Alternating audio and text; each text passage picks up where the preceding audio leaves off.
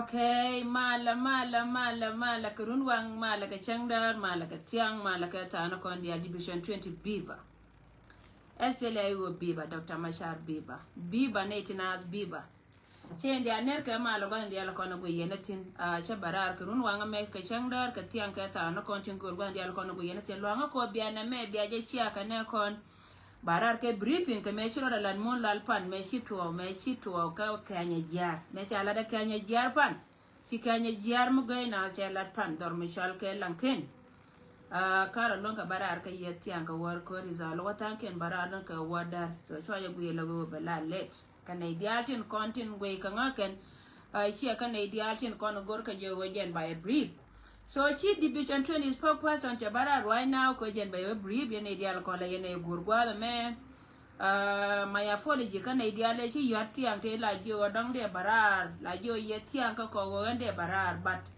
kantin konon gora de balar ya kan jo goro go de ka ha de barar ka kan dor kan tiang ngayene go division 20 la barar ka jo dan jo ne ni dial tin konon jal ka jipen tema ko barar ko ba ka kayene tenan baba birim ni ya kameshira latfan well chana jangai wo chi korte nyen pare lo kana karun wang na ka ukita mi ya ka ta ngwan em chi korte rom kana ida kono chal ka jay go kana ji ku mesfeli aji tin kono te kel kama bodol alla jang nuari jang to kontre nuari ngan cho ala ke jang to kontre nuari so jang to kontre nuari cha ka yan ma ja kan pan jang do kon to kel ke wurmi chal ke ma bodol ko ken ke jang jen ke jang ko kon chol kon ke nora bat ken ke jang so cha nuari cha ka yan ma ja ken pan sia ga te kon chal ka gan mon lal dor mi chal ka we bal nyal ala ka nya jar gar mi nyel long ala bal re lo ka jen gar nyel ni jen long ken ni ma ni nya bi nyel ke long and then me cha tung no ko to ken ma cha ke le ken me cha ko la da ken bi da ka ko la wadwen la da ti dia la wala pin ba we ba le de ka ci ba le to ko we jen gar mi nyel long e wur ko ka jen nyel wanda so ci bal nyal ma gai na che let kan ne te ko de ci ben kur che yel pan me che yel che but kan wen che but kan wen la go kan ne do kon chal ke lo we te sha ma blai swal me ya wur me chal ka ma bor ti bio ne dia la kon la yana go to be honest ka ye si duwar che ro da lel te ga ne sha re chwal chwe na to ngana kan che ben ka kui ma bodol te kon ne cha met kan da gai ko kan ne to me chi ga ben pan cha ne te kon te la ga lo ko ti lo ga je be ga lo ko liu ka ro dien chi ga ben cha ka re chakare ko chu gatin kon chal ka gan mon lal tin de dor me chal ka gan bal kan da rum jok tin kon chirom ka ka pan so jen chwa me gai na chwa la da ken chi ga nyenye chang da re da ne den yene me ku ka rawo cha dor cha ka kan dor chi ga ben ka dub da rew kan chi ga ben ka dub da rew tung den di ni jen chirom ka tung di ni jen ba ka gat kon an tung di ni jen cha jo rar kan la ka jela la go la ta ka dum ba la dana ko tong na sorry jajan la ta ka ne da parka na ga ken ka jong na ne de ko na parka na ken ga jong na me cha na jo shu ka lo ben re shu ka lo bere ba cha ne ken te wan na ken te ka mai ti dit ka ta kar bi ni cha ga jor ka me joy ka ke so me cha ka joy shu ne te ko na ba ka jong na shu ka lo ben te ken gor ka kwar ko ke la da ka ro dien ga nu dien tar ke ken ta me ken ba kurpal acha korkel chana ka gar tara kora kan ka wurmi chalka ma ci wen kala kan wurmi chalka marial galwa ka wurmi chalka jon luk baya ala hem dien ke liu gor ka je gojen de ka nyen kana so de ka nyen ka gari de ka naken okay at 9 am okay thank you so ka kui ka mi che ka wono gor ka je de gari de ka na la ra chwa da ka kareo kane te kon te ne ne yel te ba chare ga cha ka ba kan ne te kon ne ki ben te kane lot ka gwa kwari ba chwa ga chwa ngal ngai ka ben ga chwa kwar jo wo yoro don gwa da ma chu ga chwa ba chware anta ma tora ito da ne ma kwal wo ye ne tindi ala kon chal ke ginas ye ne kon chal ke jidur lo ne yo don mi chal ke lanken ja te da SPLA ayo right now ma right kon lanken ngode te da SPLA ayo kane dial te kon te nan chi ga chwa mono no wanta me poinne kuma mabor cha gol ne to kon chal ke ne kon ka gwama ton me be bena ka kare odi che kan yindi ya na jen wo bi ma bior ko jen cha kon la lar pa ne wur me chal ke doctor wo kon che la wo jen cha nyoga chode mabor an cha mat ka wo kon jen bi ma bior ala ma bior charo da binyo ka be joy ka dor me chal ke re loka dum no woti ten nyam cha na ka belat bang na ngarar ko kuidun ko wo ye wo chi lo de cha ta lo ka men cha la gad bal nyal ala kanye jar kan yong ko kai dia la kala ne te ambole so ka la gara me ambol ka la gara me ambol but ka na te kanya jara ka me yong ko jena na sa wurma wa me che do lo la we ni jek so chi la de te la ka men ta la da bal nyal ti la de te ma chi wen kala biba gar kuer biba wurwe biba chi la de te la ka me chi ala pan ko jen kan yan dor pal ne tin kono kwala ya ken ko gor ka ja ba me lat ke ken ba la de jek ko kui ko bi cha be ko ne chal ka cha ni ro le bi ko chui ko ken men do ke ken along kidi da wo ter ka no ko ken te ka ma ba je ken bakarar ko ken lo ko bi ne do ko ne chal ka ji do an ma chal ka ni ro county bi ka settle che ka men ti ja ko bo chi ka settle lo ka ne mi che ka wona lo ken wo de humanitarian de ka bende na de ka lo ka ne bi na bi ka pien ka lo ka ne wo de do te ko ne cha chwa ken wal mai de chwa ala wo ken chara ja ko jen kwa this time na da ken ka kui ka mi che ka wona shila da chates ka ja long tiang ka war ka kon na lago shi kan te da ngawo kin made ben ngarar ko most of you yene diale titin kon go yene tita ka Africa ta no kon ka good kara lon ko ba barar ko ba ya ba brief kine to ngana kan tiga yaka telephone je ne chiro la na mo re do arare lo ka pa no gon korja tina mani ta matinta na ay long re do ar machal ka nyarol county kan na dor machal ka ko ba west kana titin wala metro ito da na telo kor me nyi gwa ni ken ne dia lo kontin go yana kan kor kan nyi bat kan dia ka wata ka wetin gwa ni ken dia ko jen kwan kana kena kan kwan kana ken ko ne ta ne ken da ko ne shana an gor ka jibo ne ken gor ka gwa ba ka latin so ko kui ko mi chi ko ne time soon bi kor baro da nyaka lo ti la rai lo kan ta mene do kon tin cha gor kan won kor ba tin mo no kor ba yin tin kor tin ba palla cha min gor ka ga lo ka cha je kan ba yin nyaka mi jo ya ba ne dia kon la gui kala won ke mi se ne ke na kan ti right ko kui ko la ka je go je ne de na de ka right ti right cha nyan lo right cha nyan chu ko te ne liya wana mo no go point de liya na cha gor ga ko no kon te kui ku me tin ter ko gad janu ko raken cha be no ne tin ko ne chal ke jinas ye ne ko na ganga gada ken go jen ba gad ba kana te da dia so rai ma jena la ra ko ne go point ne dor mi chal ke lan ken ramedi o yani won ki ti gwad mi tin ba la ra ka re de ka tu ko no gada ka social media cha barara la division 20 spokesperson cha bara today be ye ba brief ka me la toda ke lo malare ye me ajen me la toda pan ka ta die chi ku me spela yo che lo ire ra gwa de mete tin che ne te kon te chi lo ben ka joga che ka ben ka jo ira so che ka jo ira che ka jo che ye dol me char ka ji jo ma ka ne barat pan cha ne do lo tok a chi ji de do nya mo lo no wa ta me che kan che ji jo ne na wang de go je ne wang ken che ye kan ba ngot go be la ri go kan ba ngot go gar gwa la gar yo gwa mi yo ante me ja gwi na ko ju be ka jin ma jo ko ken ken e wor ma char ka yam si kor la wang de no go ne lia lo ka ajen kan yan jid join ne la go kana gar ka kana gar ba dia kon te tin so ko kui ka me che ko ne jo ne dia la kon tie ka jid joy wo we are tiaga je I blood pressure I think ya kainia jo ka nyanda u biba te pin ba biba te kor la biba jen che cham ni ngwar ka ne ade ni biba jen che cham ni ngwar ka ne ade ni ngwar ko na te tor te cha no ya ka la wor me chal ga gar ka to che ka ne wor me chal ka ma bodol cha ngwar ku na te me la go ken cha ka wo yere biba te kor so rai me jena la ra kona na mo yene tina sin kona libya na ka guyen gwa men wo jen biba te kor biba chele na ba biri da madong dien chi chom da madad dien ba waka ne da kona chal ka jupol toro te me gora balar ya kana be me be ka gad kun ne te kona chal ke wur me chal ke ma bodol jaro ko are duna ta me wo jen gora je biya je ka chine ye gora biya liu ko yente ka mi chaler ka yene kun changa paneda ne cha dor mi chal ka lan ken cha da kina bena la wo kine tin ko ne chal ka jinya ka tin gor ka je ken cha gwe ne la ken gwe ko ne party ayu gwe go ni chon mi chal ka ayu ko ayu tela man ka nori ba de party me la dundan ko ne de ko ne cha ne me bane gor che ka men gor ke SPLA ji ken so battele yekel me hier da to do li konda wandi al kone di chal ke nori ka jen point de ba hier party nori ka rodi ne dunje no bi ndi amata ka tina mana ga jani che je la de je no ka ba lo ye ni sia ngalare ye ler ye ne da kone chal ke ji pultoro ka ro don jako jen ba ye moy kariya me dire mabor me lat ke mabor ta mala wora da kware dun gor no ba gar kun tu ko gona ba do te ye ba chwa me pal kana do ru no ngai ka je gan mo ru kun wo jen point de chiga yen jito tele ye mai kala ka ce mor kun me kiya ben ta ya pal ben me kiya nyor shi ne kun ta ya pal ben ta ya kuje kana ya kun man me da na ta ga dor mu chal ka lanken me shi ga wo ka ye wa ngai ka je ka yancha men ba ko la ri kiya mare ye cha nong lot mabor ye cha nong lot mo lo go ngan jo ni ye wo yen me chala were dun wo ye je re dun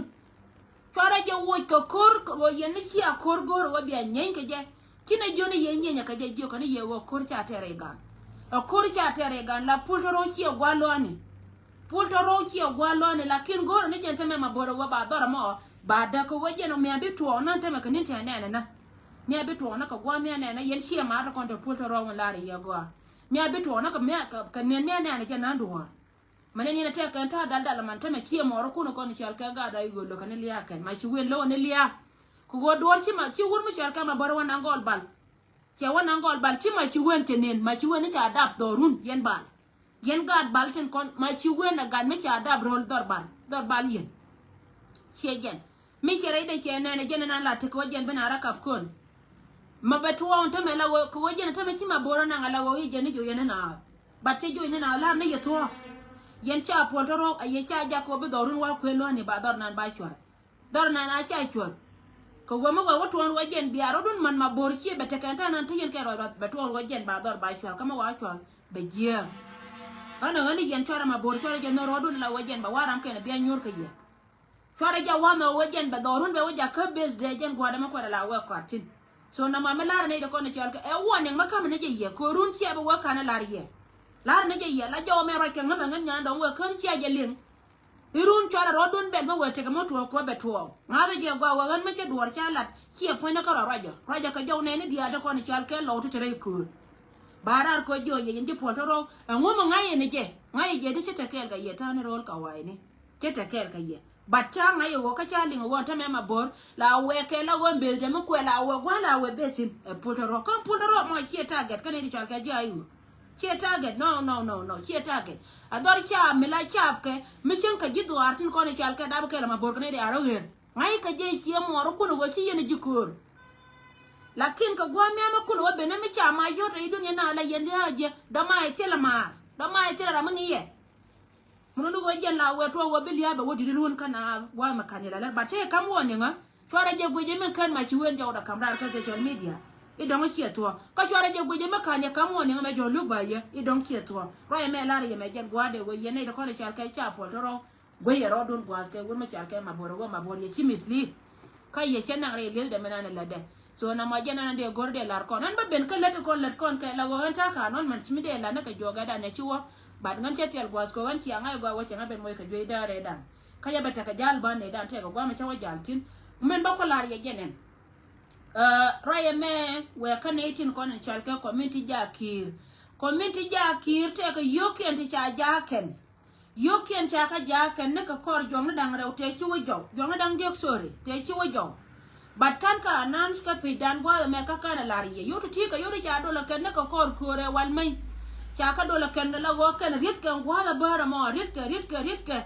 community jakir wana ma ka Europe ka ne UK la gad jakir tin ngai ka je ken go ken nuare ti lu ka ga gan mana ken so baram ken chode mention ka balari chodel ko de e timen jel kel ka mama Sara alaran ko ari ye chu ka so ma go chen mo koy mi atin mela chen nuare jana chen nuare me ko nda ga to go to ga gat kel ba mala right ka social media dum no wa che go ro ba in detail Siega mo ken group na let ka kel che wura long na ka gwa ma bar wo de ga to ko ne chal ka ga lo kan me te ka ko be de ra ka gul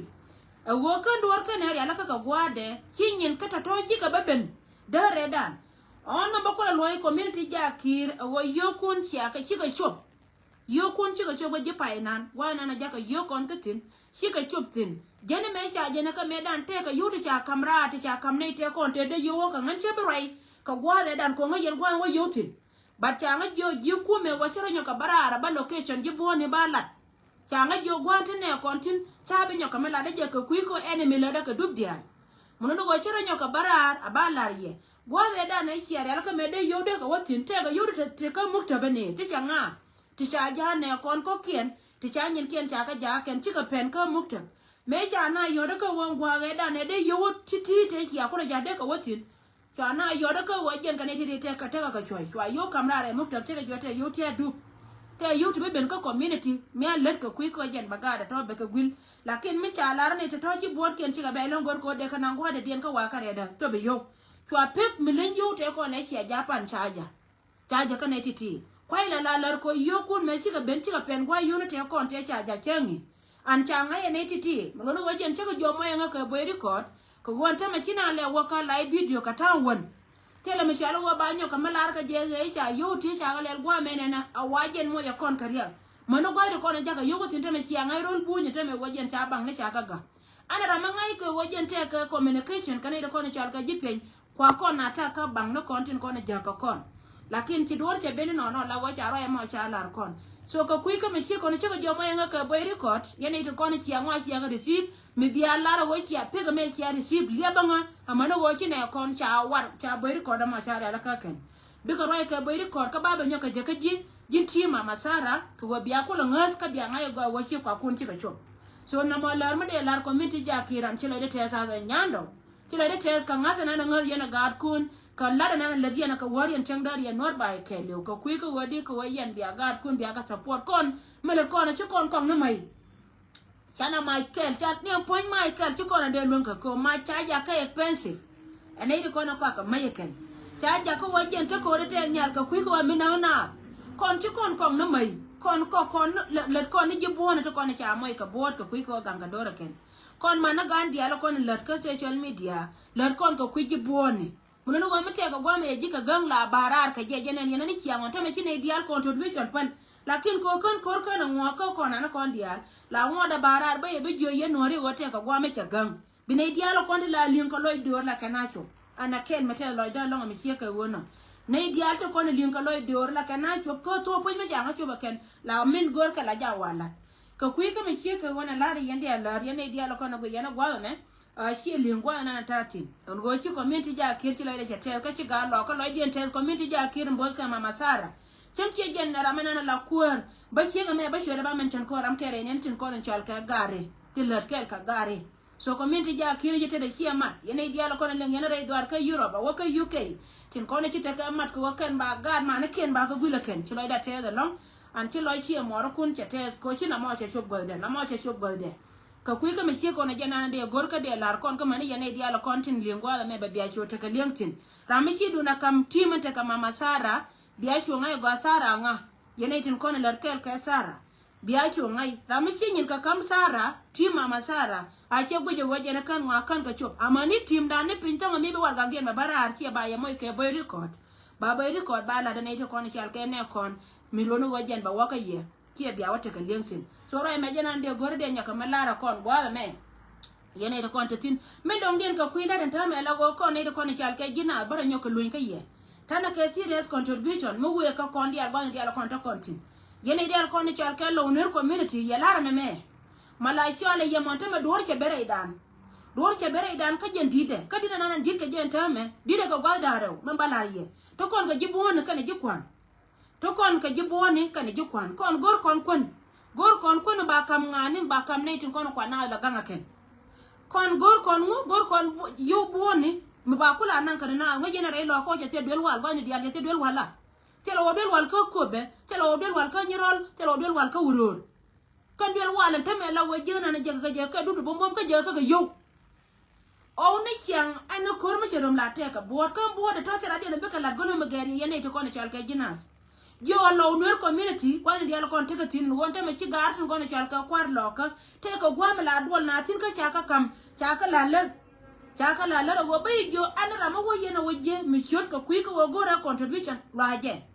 yen ma lo ka dia gwa dia kon te yentin gore je gwa wojen pai kun biya te ka wojen biya na biya ka chop long kapes ko wajen ba gad kon ba ko moy ka wal gad kon ba ko gor wal ka ba ko moy ka kun mi cham keken chana te ka yana re lo karar te la UN ma shi yortin a wiki ara men ti UN te yortin ka UN te long ni de ni UN te long na gad kon ta wan kor UN lo ni pamalist la ne kon la civilian ka ka kon lo lakin ka ne ri chal ke de ni te ta wan kor ta ma te ka bot ngora je a be ka jilji na kon cham ke ngala je gwa wo mataran te ka bot tele do ma de me te pol point de je me tele me chama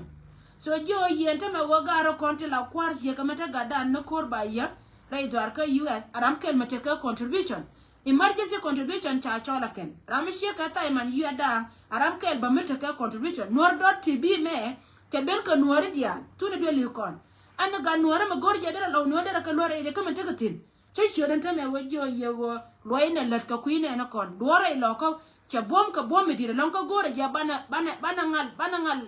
ngal respond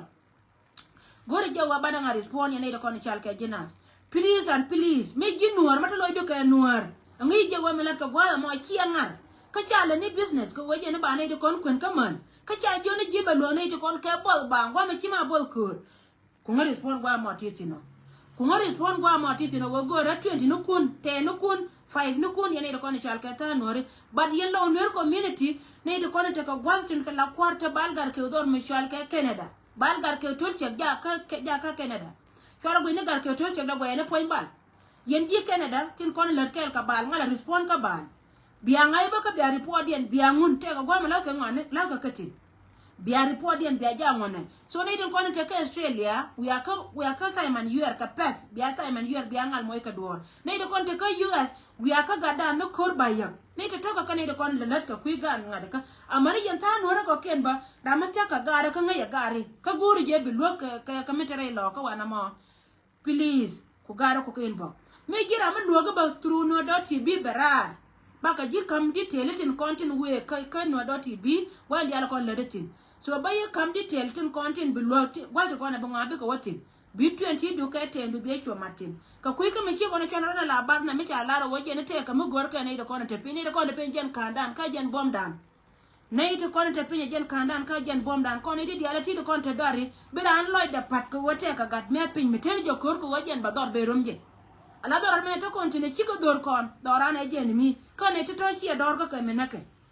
nei to chi dor ko ka me na ke e dun ko wo jen ya ka na da gar gwandan mi cha na dor cha ne gor ke mun wori ona na te ka ya dan chi ya den ka ro den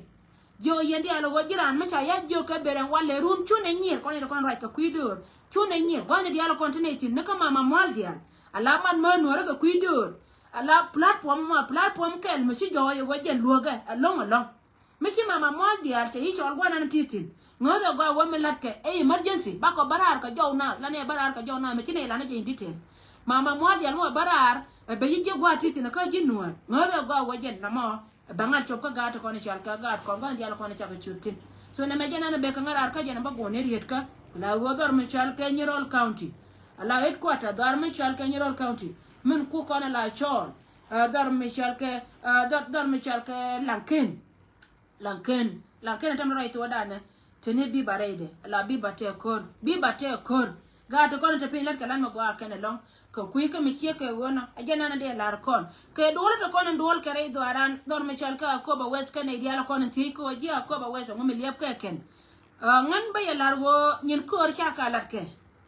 ala nyin ko cha ka lar ke ne dia kon ti ba ne dia kon ti yentin arana la yo telefon ba ka ti dia kon gu ne ka ba ka wo chopin mi chi ti ka pe ala wo chi wo wana ma che ji ba respond ka social media ba yo wo chopin bala na ti pal ron ka lien ka nuara kon di atin kon di ka kuido aran ko re lo kan te mete chunga ne di chikanin ngai ga jago ka chabe kon liu ka chab ken dori kon di kon te ne kon te tin muno wa jana nan la bang na rar na ma balan tin kon ti ka kui lo ka balan ti kon ti to ka kui ko dang ma ci gar kon cha wang dien cha gwen tin lot ka ni chiang me chi ka tana no ka barnamij ke liu tel ma bala tin ka social media la ku ngai inbox ko ngai yoda ka mero ko bi yat an chele roi ka ne dial man balar ya go mi chi gui ka background chi gui ka detail ku te ne cha kol cha trai ka ke ko riu dan dial chi ko ne nuor ko ne chal ke nuor ti lu kel ka nuori rai dana ka nuor wew na la nge ka te ka me cha ngai ne me cha lana me la ngai je wona ara me go nuor wew mu be na la ja ba wa mo chi dun me chi de ba te balar ji te la ma balar je ka nyanda o cha e pen so ra ma janan balar ko ne ne ko na go yana gwa me pis ka yendi al ka ko mala te kel ka ye pis ka yendi al